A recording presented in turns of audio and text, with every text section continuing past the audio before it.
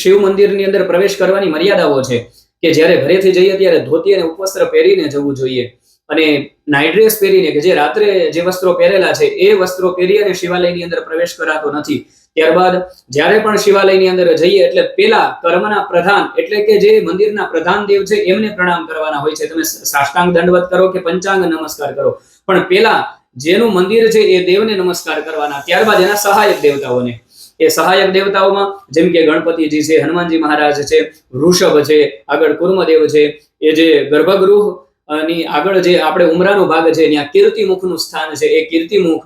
ત્યારબાદ અંદર કાર્તિકેયજી, ભગવાન શિવના પાછળની અંદર એમના અર્ધાંગીની માં પાર્વતી, ગંગાજી, આ બધા જે દેવી દેવતાઓનું ત્યારબાદ આપણે નમસ્કાર અને પૂજન કરવાનું છે. સૌપ્રથમ મંદિરે જઈ અને પેલા ભગવાન શિવના દર્શન કરી અને એમને પ્રણામ કરવાના હોય છે. આટલી મર્યાદાઓ હોય છે.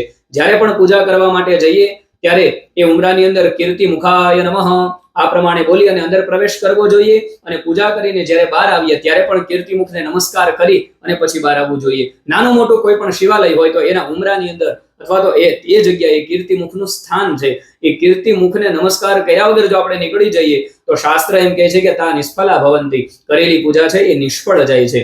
તો આ બધી જ મર્યાદાઓને ધ્યાનમાં રાખી બધા જ નિયમોને સારી રીતે પાલન કરી અને ભગવાન શિવનું આરાધન કરવાથી સંપૂર્ણ રીતે બધા જ પુણ્યની પ્રાપ્તિ એ પૂજન કરતાને થાય છે.